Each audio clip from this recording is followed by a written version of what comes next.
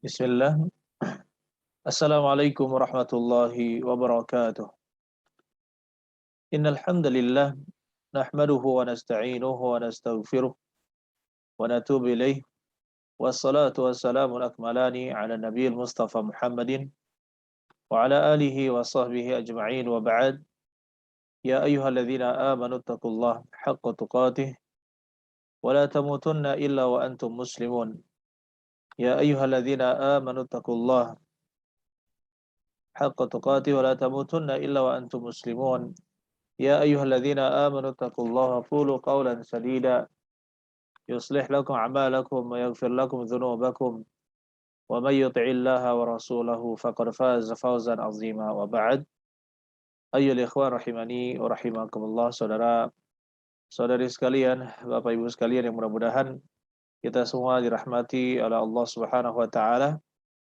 Alhamdulillah pada malam hari ini kita terhubung dengan Radio Roja Darussalam Palembang dan juga sahabat-sahabat kita, rekan-rekan kita di Rumah Quran atau Kutab Rumah Quran Malang, yang mudah-mudahan Allah Subhanahu wa taala berkahi kita semua ya melalui via Zoom. Dan pada hari ini kita lanjutkan insyaallah kajian kitab kita, membahas kitab 100 hadis pilihan ya pedoman hidup sehari-hari dan penjelasannya. Dan buku ini kita sampaikan bahwa bisa di-download di channel Telegram dengan gratis, e-booknya didapatkan di Pustaka Miftahul Khair. Pustaka Miftahul Khair. Baik. Ayyuhal ikhwan rahimani wa rahimakumullah. Pada hari ini kita membahas hadis ke-27 dan ke-28. Hadis ke-27, larangan membiarkan api menyala. Larangan membiarkan api menyala. Kemudian hadis ke-28, posisi terdekat hamba dengan Rabb-nya. Posisi terdekat hamba dengan Rabb-nya.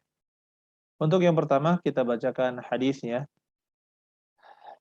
An Ibnu Umar radhiyallahu anhuma, diriwayatkan dari Ibnu Umar radhiyallahu anhuma, an Nabi sallallahu alaihi wasallam qala, dari Nabi sallallahu alaihi wasallam bahwasanya annahu qala, dia berkata, la tatrukun nara fi buyutikum hina tanamun. Janganlah kalian membiarkan api menyala fi buyutikum, di rumah-rumah kalian, hina tanamun, ketika kalian tidur. Rawahul Bukhari wa Muslim. Diriwayatkan oleh Al-Imam Al-Bukhari dan Al-Imam Muslim. Jadi di sini ya ikhwan, Rasulullah SAW menegaskan janganlah kalian tinggalkan api menyala di rumah kalian ketika kalian tidur. Jadi ini merupakan penjelasan yang sangat baik bagaimana kehati-hatian ya di dalam syariat kita. Kita disuruh untuk berhati-hati, jangan sampai menimbulkan kebakaran, jangan sampai menimbulkan kebakaran. Baik, hadis yang pertama kita bahas, kemudian insyaallah hadis yang ke-28. An Abi Hurairah radhiyallahu anhu, diriwayatkan dari Abu Hurairah, mudah-mudahan Allah meridainya, anna Rasulullah sallallahu alaihi wasallam qala, bahwasanya Rasulullah sallallahu alaihi wasallam sabda, annahu qala, ya, dia berkata, aqrabu ma yakunul 'abdu min rabbih wa huwa sajidun fa aktsirud du'a. Posisi terdekat seorang hamba dengan Rabb-nya, wa huwa sajid, yaitu ketika dia sujud, fa aktsiru du'a, maka perbanyaklah berdoa. Rawahu Muslim, diriwayatkan oleh Imam Muslim. Saudara-saudara sekalian yang mudah-mudahan kita dirahmati oleh Allah Subhanahu wa taala. Allah Subhanahu wa taala sebentar.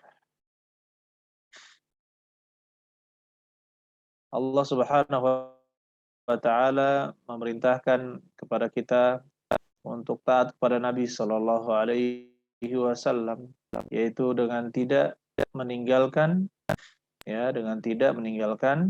api di rumah kita seperti lampu, lilin dan sejenisnya ya ketika kita tidur. Begitu apalagi misalkan kita memasak sesuatu ya kompor, kemudian kita tidur. Jadi sangat terlarang, sangat terlarang. Baik. Dari penjelasan hadis kita lihat, yang pertama tidak boleh mengada-ngadakan hal yang baru. Oh ini sudah nih, kita ke berikutnya.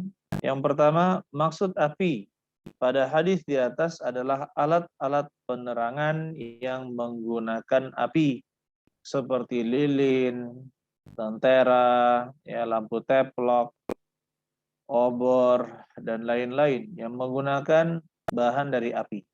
Begitu pula api yang digunakan untuk hal lainnya seperti memasak, begitu pula untuk memanaskan ruangan seperti di daerah apa namanya? Daerah apa namanya yang dingin, daerah yang dingin seperti di Eropa, Kanada, Rusia. Mereka ada pemanas ruangan yang menggunakan api. Maka sebelum tidur, maka matikanlah api tersebut. Sebelum tidur, maka matikan api tersebut. Kemudian yang kedua, kita dilarang oleh Rasulullah SAW untuk tidur, sedangkan api tersebut masih menyala. Salah satu hikmahnya adalah agar alat-alat penerangan atau api tersebut tidak disenggol oleh hewan, angin, atau orang yang tidur sehingga mengakibatkan kebakaran. Jadi di sini Islam sangat mengajarkan tindakan preventif atau pencegahan terhadap sesuatu yang bisa menimbulkan bahaya. Begitu pula alat-alat penerangan lain adapun alat-alat penerangan seperti lampu yang dianggap aman dan semua orang pun menganggap aman penggunaan lampu tersebut, jika dibiarkan tidur maka tidak mengapa dihidupkan. Jadi ini yang kita dapatkan ayolah ikhwan ya. Ya lampu seperti lampu jalan maka tidak harus dimatikan. Kenapa? Ya, dia itu aman. Karena di sini illahnya, larangannya adalah dia berpotensi menimbulkan apa? Menimbulkan kebakaran. Berpotensi menimbulkan kebakaran. Sedangkan lampu, ya walaupun ada potensi tapi sangat kecil sekali. Kalau misalkan lampu tersebut ya konslet atau apa itu sangat jarang sekali. Dan konslet itu pun biasanya adalah di saluran atau di kabel, di bagian kabel, bukan pada lampunya. Oleh karena itu para ulama yang sekarang menyebutkan bahwa lampu tidak menjadi masalah.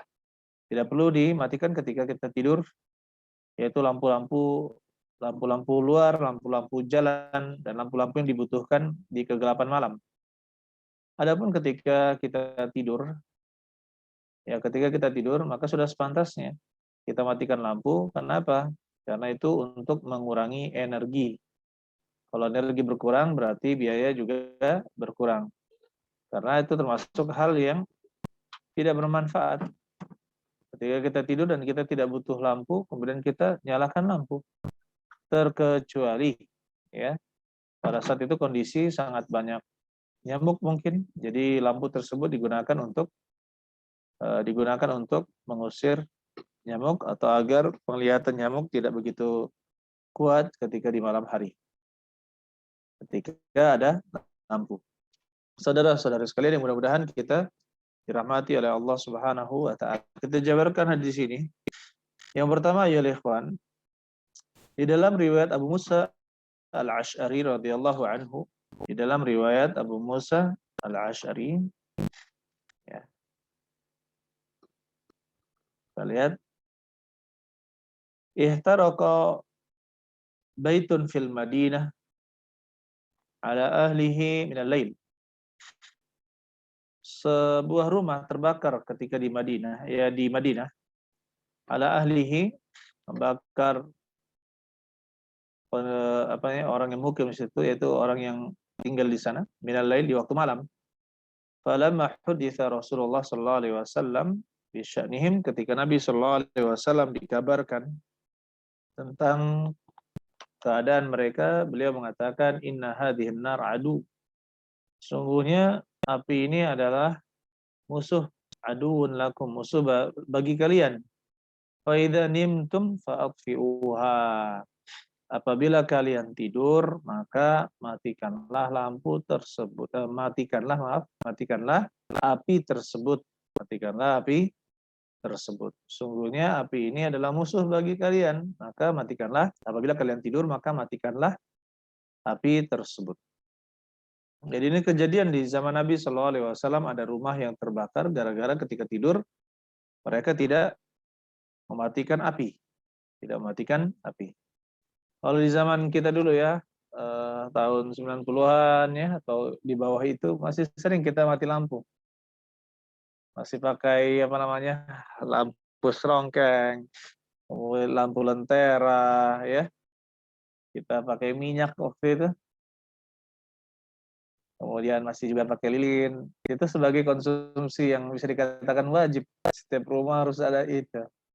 Kalau tidak, apa malam akan benar-benar gelap. Malam akan benar-benar gelap. Karena seringnya mati lampu. Kemudian ya ikhwan rahimani wa rahimakumullah, saudara-saudara sekalian yang mudah-mudahan kita dirahmati oleh Allah Subhanahu wa taala. Di dalam hadis Jabir radhiyallahu taala an, Rasulullah sallallahu alaihi wasallam mengatakan, "Ghattul ina'ah." Dalam riwayat Muslim, "Ghattul ina'ah." Tutupilah oleh kalian al-ina, yaitu wadah makan atau minum. Wadah makan atau minum. Wa auku as-siqa, dan ikatlah wadah air minum yang terbuat dari kulit. Disuruh mengikatnya wadah air minum.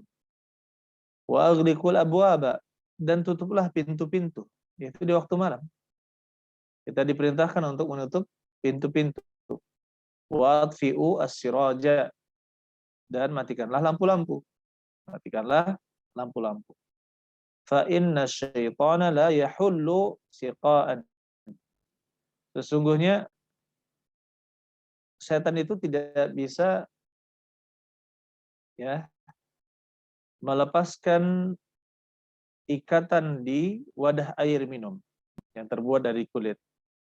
Wala yaftahu baban, dan setan juga tidak bisa membuka pintu. Wala yakshifu inaan, dan tidak bisa membuka inaan, yaitu wadah air untuk makan, wadah untuk minum. Fa in lam yajid ahadukum illa an ya'rida ala ina'ihi 'udan. Kalau seorang di antara kalian tidak ada yang bisa digunakan untuk menutupi wadah makanan tersebut, ya, kecuali 'ud, kecuali satu kayu, wa yadhkuru smallah, dan kemudian dia mengucapkan bismillah, falyaf'al, maka lakukanlah. Maka lakukanlah. Ini surah Nabi sallallahu alaihi wasallam. Kalau ada wadah makanan, wadah minuman, maka kita tutup. Kita tutup. Ada wadah makanan, wadah minuman, kita tutup di waktu malam. Ya, salah satu hikmahnya adalah terhindar dari wabah. Terhindar dari wabah. Begitu pula gangguan dari syaitan. Kemudian di sini ada kenapa lampu harus kita matikan, atau kenapa lampu berapi atau api harus kita matikan? Fa innal fuwaisiqah tudrimu ala ahli al-baiti buyutahum. Sesungguhnya hewan-hewan yang fuwaisiqah, hewan-hewan fasik, itu bisa menyalakan rumah-rumah penghuni rumah tersebut. Maksudnya apa? Bisa membakar rumah. Dengan sebab apa? Karena hewan fuwaisiqah ini maksudnya seperti tikus, ya, tikus dan sejenisnya.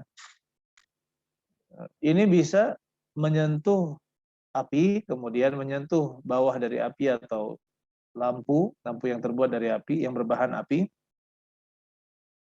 Kemudian dia menyalakan api yang besar, kemudian terbakarlah rumah tersebut. Nah, di sini kita bisa menarik kesimpulan ayyul ikhwan, bagaimana Nabi Shallallahu alaihi wasallam melarang kita menghidupkan api di waktu malam tanpa ada pengawasan. Adapun kalau kita mengawasinya secara bergantian, seperti kalau kita tinggal di tenda atau sedang traveling, sedang berjalan berkemah, ya, kemudian kita korve atau ganti-gantian berjaga di waktu malam, dan di sana ada yang korve, ada yang piket, ya, berjaga, dan apinya terus menyala dengan pengawasan, maka tidak menjadi masalah, maka tidak menjadi masalah. Ini yang menjadi masalah apabila semuanya tidur dan tidak ada yang mengawasinya. Oleh karena itu dipastikan ya ikhwan, api-api yang sifatnya juga kecil. Kalau masih ada asap, kalau ada asap berarti masih ada api yang kecil.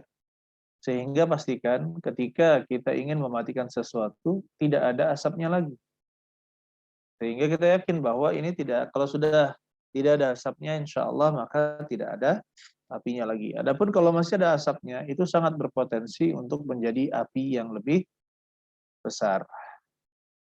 Ayyuhal ikhwan rahimani wa rahimakumullah, saudara saudari sekalian yang mudah-mudahan kita dirahmati oleh Allah Subhanahu wa taala. Dan di sini kita katakan larangan api ini karena ada ilahnya atau alasannya. Yaitu apa? Ya, kita melihat adanya illah, alasan itu potensi yang membahayakan bagi manusia. Saya pernah mengunjungi suatu rumah yang terbakar ya, karena gara-gara lilin, ya hanya gara-gara lilin, kemudian lilinnya menyender ke dinding, kemudian terbakar, masya Allah. Dari anak yatim, ya qadarullah Allah Subhanahu Wa Taala gantikan dengan yang lebih baik rumahnya. Jadi terkumpul sumbangan 73 jutaan, ya.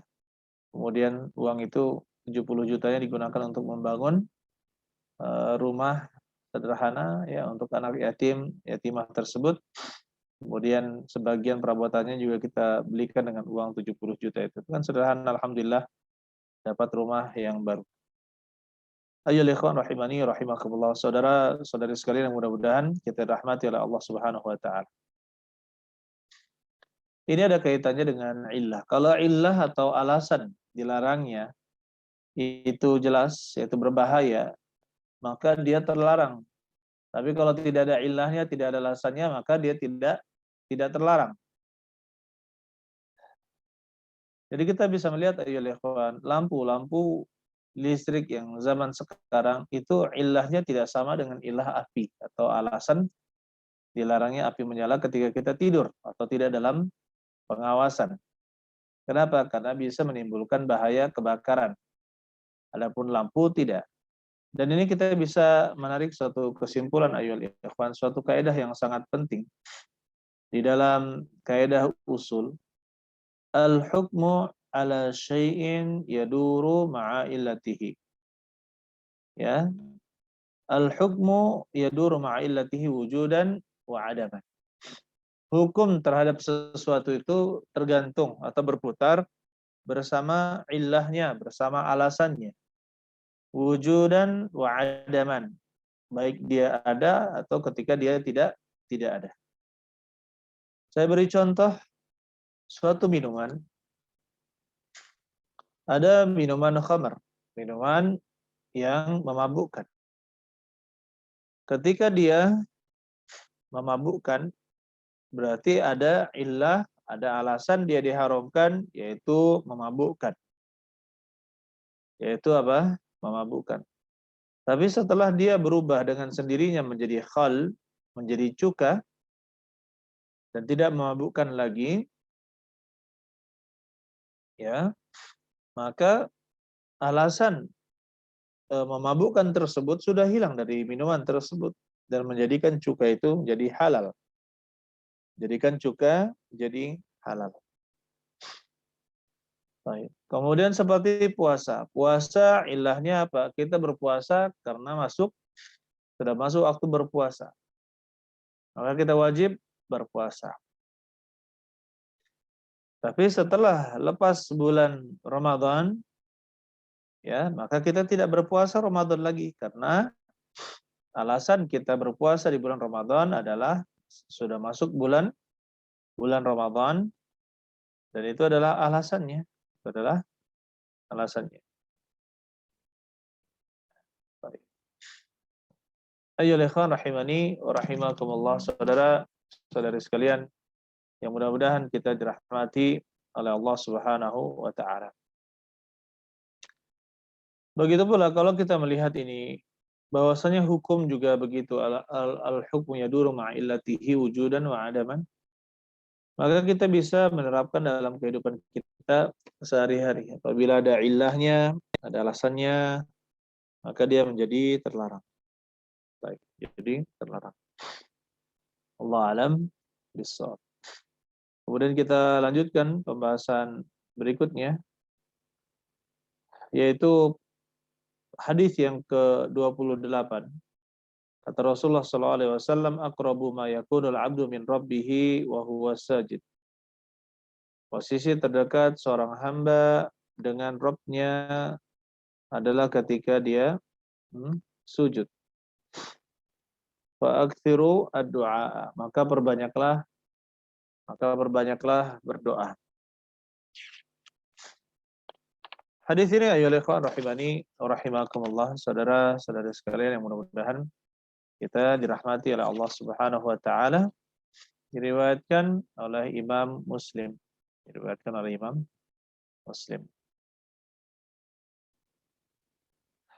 Baik.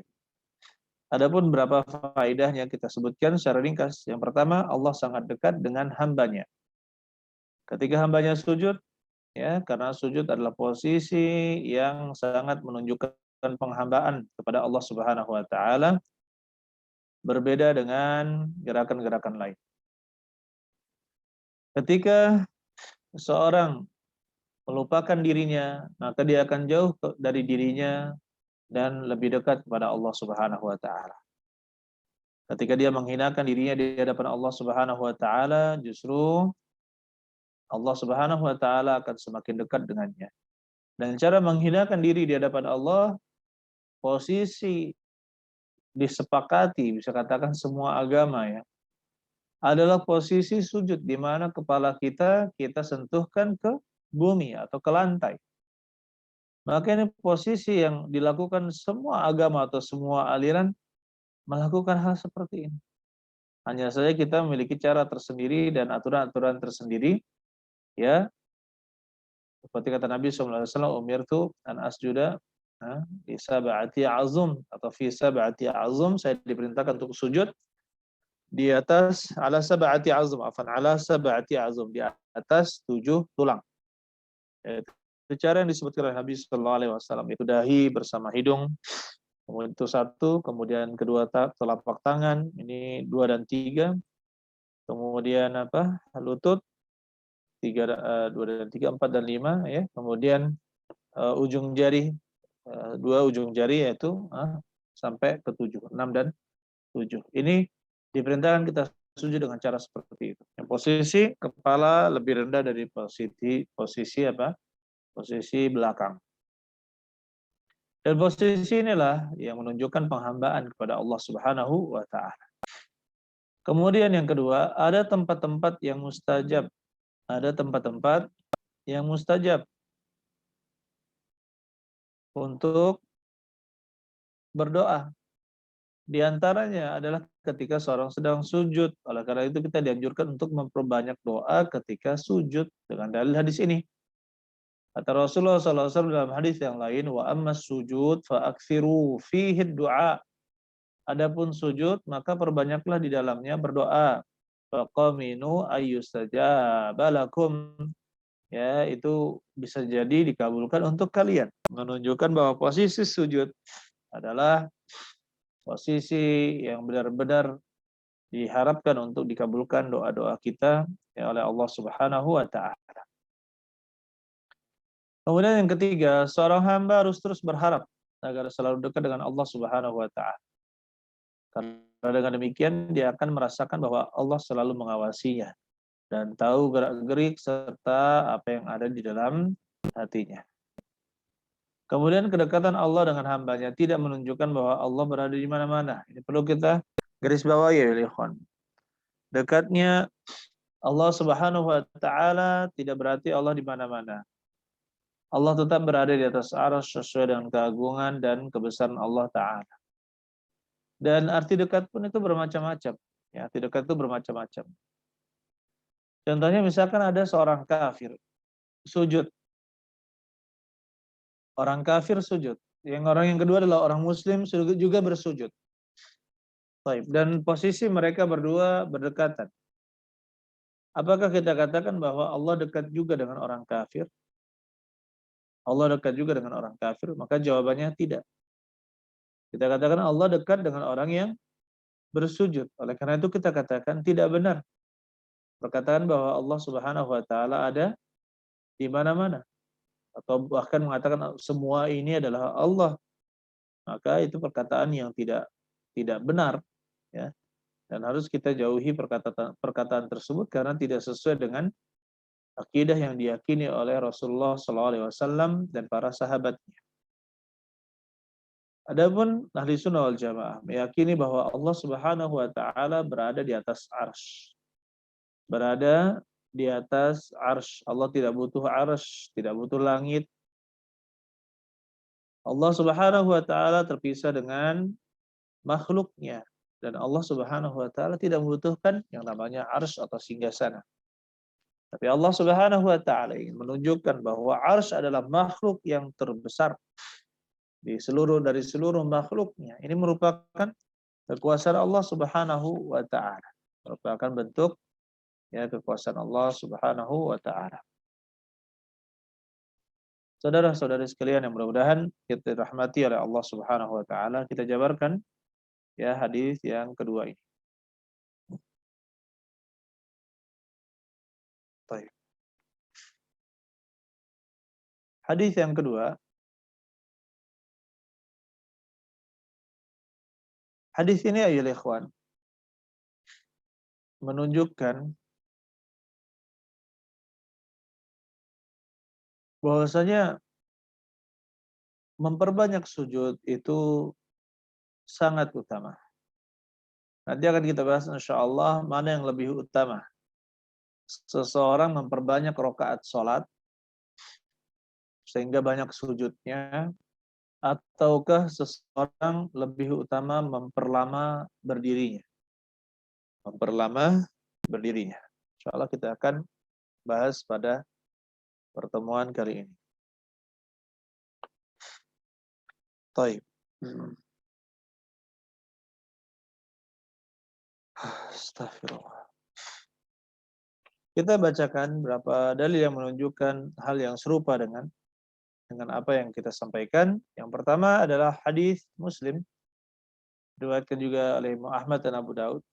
Alaika bikathratis sujud. Kamu wajib memperbanyak sujud. Fa innaka lan tasjuda lillahi sajdatan. Sesungguhnya engkau tidaklah sujud kepada Allah satu sujud illa rafa'akallahu biha darajah. Kecuali Allah mengangkatmu dengan sujud tersebut ya satu derajat. Wa hatta biha anka khati'ah. Dan dengan sujud tersebut, satu sujud tersebut menghapuskan satu kesalahanmu, satu dosa.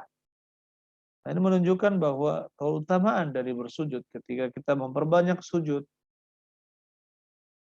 Ya maka apa? Maka semakin banyak dosa kita akan diampuni oleh Allah Subhanahu wa taala, begitu pula kedudukan kita akan semakin tinggi di hadapan Allah Subhanahu wa taala. Baik.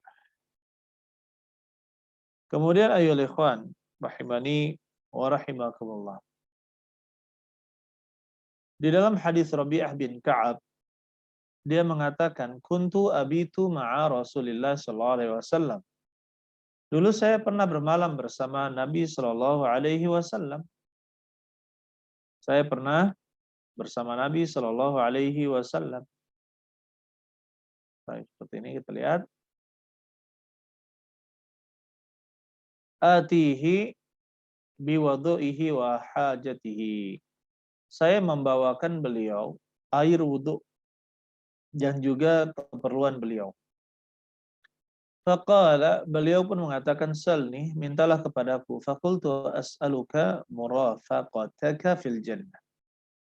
Saya minta kepadamu untuk bisa menjadi pendampingmu di surga, menjadi kawanmu di surga.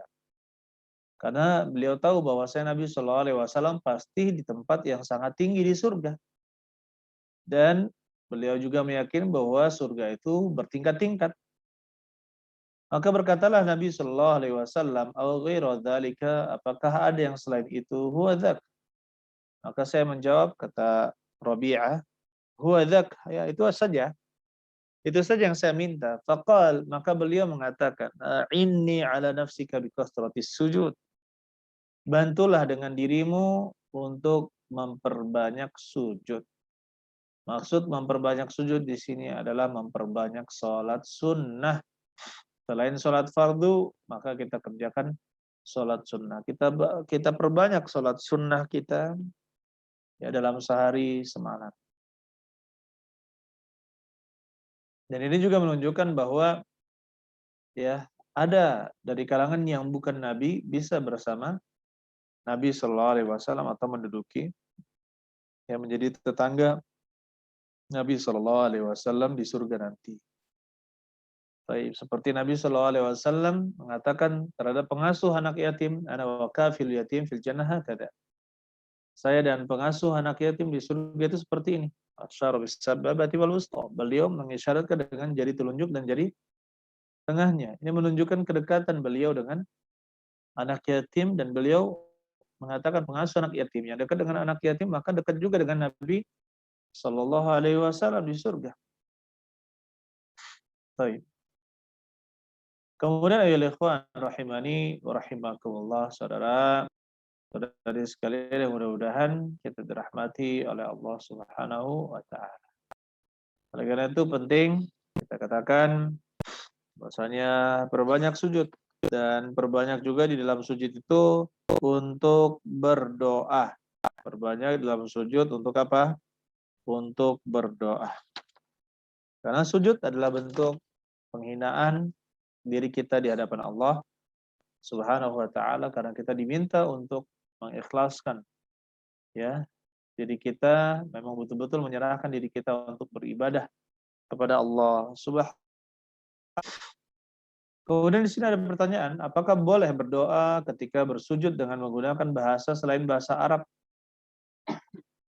Contohnya orang Malang menggunakan bahasa ngalam, ya, menggunakan bahasa ngalam. Itu bagaimana? Boleh, ya.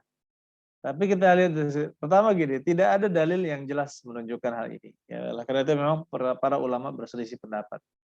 Para ulama berselisih pendapat. Jika menggunakan selain bahasa Arab dilarang, maka akan sangat sedikit dari kaum muslimin di dunia ini yang bisa memanfaatkan waktu mustajab tersebut untuk berdoa. Oleh karena itu, sebagian ulama membolehkannya, termasuk Lajnah Daimah di Saudi Arabia, para ulama yang di Lajnah Daimah, Komite Fatwa Harian di Saudi Arabia, beliau-beliau mengatakan boleh berdoa selain menggunakan bahasa Arab untuk orang yang tidak bisa bahasa Arab. Adapun orang yang bisa bahasa Arab, maka dia harus berdoa dengan bahasa Arab. Kita lihat di dalam surat Ibrahim ayat yang keempat, wa ma arsalna mir rasulin illa bilisani qaumihi. Dan kami tidak mengutus dari seorang rasul illa kecuali bilisani qaumihi, kecuali dengan lisan kaumnya. Liyubayyina lahum fayyudilullahu man yasha wa yahdi man yasha wa huwal azizul hakim. Ya, untuk menjelaskan kepada mereka, kemudian Allah menyesatkan siapa yang Allah kehendaki dan memberi hidayah kepada orang yang dikehendakinya. Wa huwal azizul hakim, dan dialah yang maha perkasa lagi maha bijaksana. Jadi ini menunjukkan bahwa berarti para nabi dahulu berdoanya juga dengan doa apa? Dengan doa kaumnya, dan kaumnya pun berdoa kepada Allah dengan bahasa mereka, ya bahasa mereka sendiri. Baik, Allah alam masalah nabi di Indonesia ya, riwayatnya bagaimana, minum man lam naqsusum alaik, dan sebagian besar kami tidak ceritakan kepada kamu, yaitu Muhammad, tentang para nabi-nabi yang lain. Banyak nabi tapi tidak diceritakan oleh Allah kepada Nabi Muhammad sallallahu alaihi wasallam.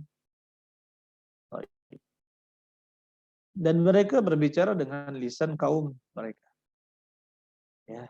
Tapi kita yakini bahwa ketika Indonesia misalkan menjadi kaum, berarti ada juga nabi yang diutus negeri kita ini. Seperti itu. Oleh karena itu, ayolah ikhwan, begitu pula kalau seandainya harus berdoa dengan bahasa Arab, ya, maka la yukallifullahu nafsan illa wus'aha. Allah tidak membebani seorang melainkan sesuai dengan kesanggupannya. Tapi perlu kita ingatkan ayolah ikhwan, ini adalah doa-doa yang sifatnya mutlak, yaitu ketika sujud, kemudian sebelum salam. Adapun doa-doa yang dibaca ketika sholat, maka harus pakai ya bacaan sholat. Apa itu bacaan? Iftitah, Al-Fatihah, surat, kemudian takbir, kemudian bacaan rukuk, sujud. Itu kita baca dengan bacaannya itu bahasa Arab, jangan diterjemahkan.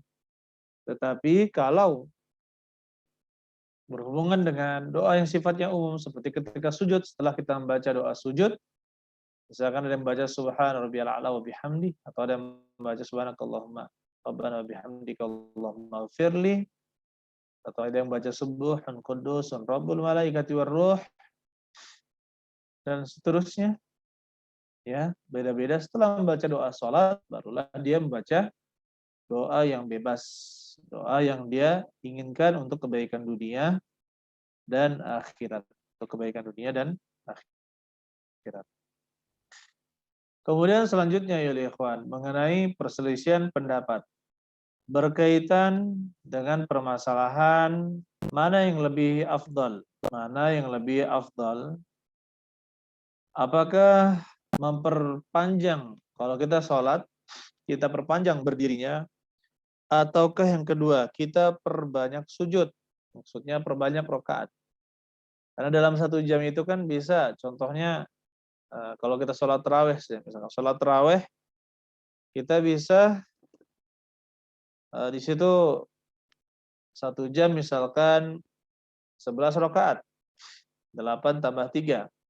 Atau mungkin kita bisa mengerjakan 20 tambah 3, 20 rakaat ditambah 3.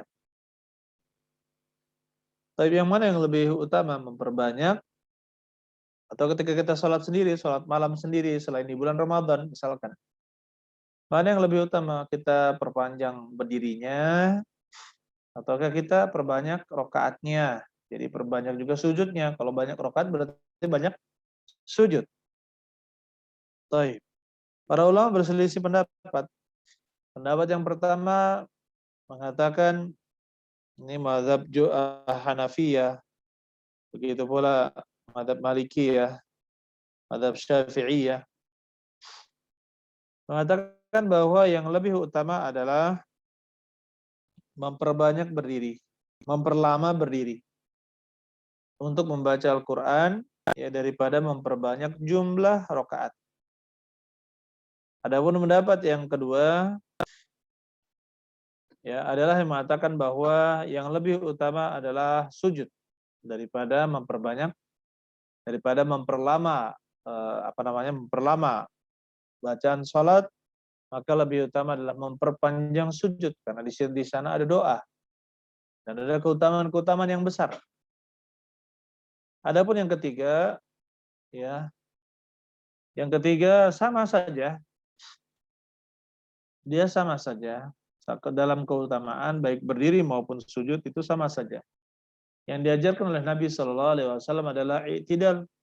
Ketika kita panjang bacaan kita, maka sujud kita juga lamakan. Kalau bacaan kita pendek, maka sujud kita juga kita pendekkan. Tapi perlu kita ingatkan ya ikhwan, ini berkaitan dengan ini.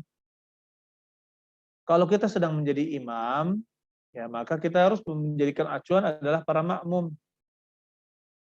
Kalau kita menjadi imam, maka yang paling ditekankan adalah takhfif. Bagaimana meringankan bacaan imam, apalagi di sana banyak orang yang sakit, yang pusing, yang tua, yang lemah, anak-anak. Maka itu harus kita menjadikan perhatian. Kecuali dalam suatu lingkungan sudah terbiasa, ya bahkan kalau kita baca lebih cepat ini kita dikritik, gitu kan, berarti mereka sudah siap dengan bacaan yang panjang-panjang, ya dengan bacaan yang panjang-panjang. Tapi seandainya ada perselisihan, ini kan kadang ada, oh ini imamnya panjang nih. Yang satunya bilang, Ya, bagus lah di pondok pesantren kita dengar imam bacanya panjang, bagus lah. Ya, pertama banyak pahalanya, katanya seperti itu. Yang satunya bilang, wah panjang ya, sampai pikiran aku melambung kemana-mana katanya. Pikiran saya melayang-layang mikir ini nggak selesai. Nah, khusyuk jadinya saya katanya. Baik, kemudian ada yang sakit, ada yang ini. Maka yang terbaik adalah yang kita bisa melihat keadaan para makmum. Ketika kita melihat mereka bersemangat, maka kita semangat. Ya, sebentar ya.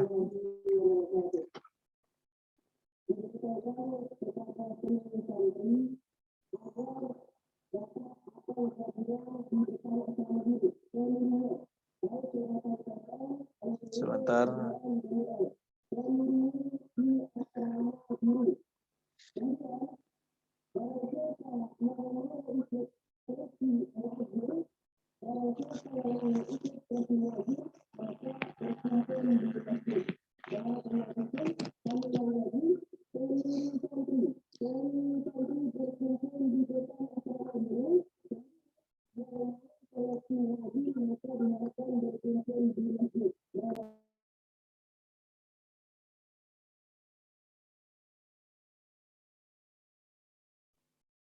Baik, mohon maaf ada sedikit gangguan.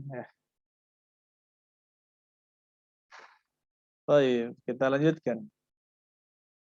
Jadi pendapat yang ketiga yaitu bacaan itu sama saja. Artinya kalau panjang maka sujudnya juga panjang. Kalau bacanya pendek maka sujudnya juga lebih pendek. Ini namanya stabil dan seimbang. Tapi kita katakan ya kan memang terjadi perselisihan pendapat di dalam hal ini. Contohnya saja, banyak ulama mengatakan bahwa yang lebih utama adalah panjang berdiri, karena Rasulullah SAW sangat panjang bacaan beliau. Kata Mughirah bin Syu'bah, in kana Nabi SAW yaqum lisalli hatta tarima qadamahu. Dulu Nabi SAW jika sholat malam, ya, beliau tuh lama dalam berdiri, hatta tarima qadamah, sampai membengkaklah kedua kakinya. Nah, ini menunjukkan bahwa berdiri Nabi Shallallahu Alaihi Wasallam sangat panjang, sangat lama. Adapun dalil yang kedua orang-orang yang menunjukkan bahwa sujud lebih utama adalah dalil aqrabu ma yakun abdu min rabbih wa huwa sajid fa aktsirud du'a. Itu hadis yang kita bahas ini, dan juga keutamaan sujud yang lainnya yang sudah kita sampaikan tadi. Nah, jadi pendapat yang kedua. Adapun pendapat yang ketiga, Allah alam bissawab, pendapat inilah yang lebih kuat, yaitu kita seimbangkan antara panjang bacaan sholat, maka sujudnya juga kita panjangkan, ruku, i'tidal, kemudian sujud itu juga kita panjangkan. Tapi ketika kita ringankan bacaan kita, maka kita ringankan juga atau pendekkan ruku, i'tidal, dan sujud kita. Tapi sudah sepantasnya sebagai imam, ya, kalau kita sholat sendiri maka silakan berdoa sepanjang-panjangnya, minta kepada Allah Subhanahu Wa Taala dengan sepanjang-panjangnya doa kita. Nah, tapi kalau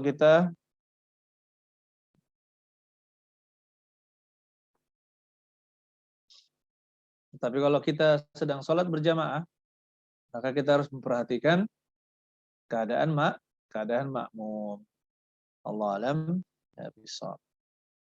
Saya rasa ini materi kita pada hari ini, mudah-mudahan bermanfaat. Begitu pula pada teman-teman sekalian, saudara-saudara sekalian, saudara pendengar, mudah-mudahan Allah Subhanahu Wa Taala memberikan kita ilmu yang bermanfaat dan amalan saleh, selalu memberikan istiqomah kepada kita dan hidayah sampai akhir hayat kita. Tapi kita beri kesempatan bagi yang ingin bertanya, maka silakan bertanya. Ada pertanyaan? Baik.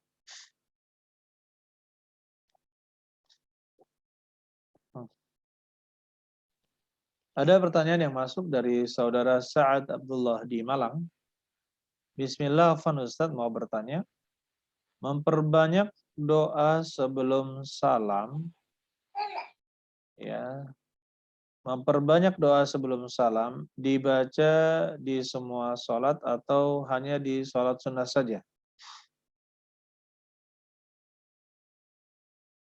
Sebelum salam, apakah ya jawabannya di semua sholat? Di semua sholat membaca doa sebelum salam, yaitu setelah kita membaca doa tasyahud, kemudian doa setelah kita membaca doa tasyahud, salawat, maka kita disunnahkan untuk memperbanyak baca doa sebelum salam. Ini tidak khusus untuk sholat fardu, tapi sholat sunnah juga demikian. Kami masih belum jelas tentang Allah itu dekat, tapi bukan di mana-mana. Mohon dijelaskan kembali. Jaid. Jadi pertama seperti ini. Kalau pernyataan bahwa Allah itu bersama kita, Allah itu bersama kita, ya, maka itu tidak mengharuskan bahwa Allah Subhanahu wa taala turun ke bumi. Turun ke bumi. Tidak. Tetapi Allah Subhanahu wa taala tetap berada di atas arsy. Kalau misalkan kita lihat bulan berjalan di atas kita, maka kita mengatakan bulan berjalan bersama kita. Padahal posisi bulan itu sangat jauh dari kita dan kita tidak bisa menggapainya, tapi tetap dikatakan bersama kita, bulan bersama kita. Karena penggunaan kata ma'iyah atau bersama itu tidak, ya, memiliki makna yang berbeda-beda. Adapun perkataan aqrabu ma yakunul 'abdu min rabbih wa huwa sajid, posisi terdekat seorang hamba dengan Rabb-nya adalah ketika dia sujud, maka kita katakan, ya, yang namanya dekat itu tidak harus dekat dengan jarak. Tidak harus dekat dengan jarak, tetapi kedekatan khusus, spesial, ya, antara hamba dengan Allah Subhanahu wa taala. Saya beri contoh, misalkan saya dengan tetangga saya, anak saya, mana yang lebih dekat dengan saya? Anak saya ataukah tetangga saya? Anaknya berada di kota lain, sedangkan tetangganya di samping rumah. Maka kita katakan, kalau yang dimaksud kedekatan jarak, maka saya lebih dekat dengan tetangga. Tapi kalau saya katakan, saya dekat dengan anak saya lebih dekat dengan anak saya. Walaupun anaknya berada di mana? Di kota lain. Apakah perkataan itu benar? Ya, jawabannya benar. Ya, jawabannya benar. Jadi perkataan Allah berada di mana-mana itulah perkataan yang salah. Allah berada di atas arsy sebagaimana Allah mengabarkan tentang diri Allah Subhanahu wa taala. Bagaimana caranya Allah bersemayam atau berada di atas arsy? Kita katakan Allahu a'lam bishawab. Allah katakan itu di dalam Al-Qur'an, ya. Begitu pula disebut oleh Nabi sallallahu alaihi wasallam di dalam hadis-hadisnya. Maka kewajiban kita adalah menerima. Kewajiban kita adalah menerima, ya, tanpa kita alihkan dengan makna-makna yang lain.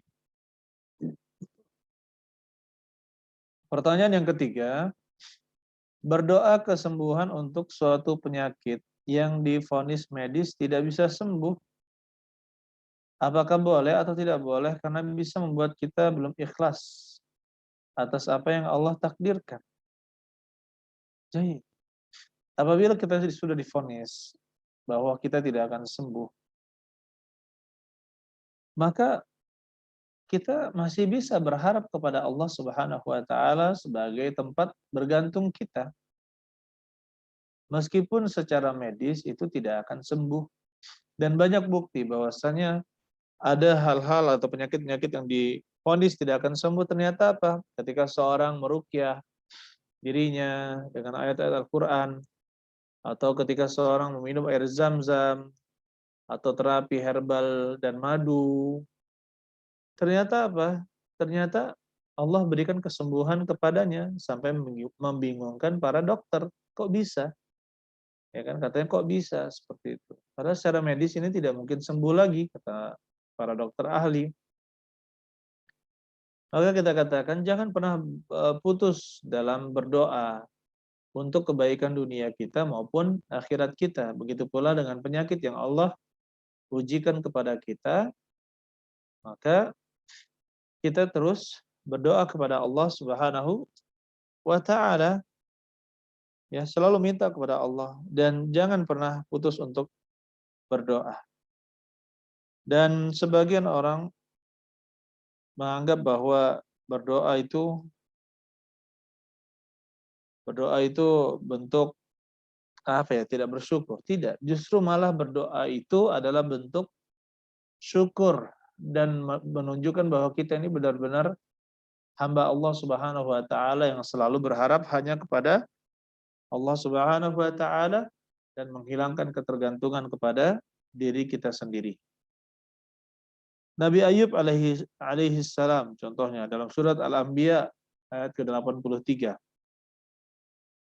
Wa ayyuba idz nada rabbahu anni massaniyad dur wa anta arhamur rahimin.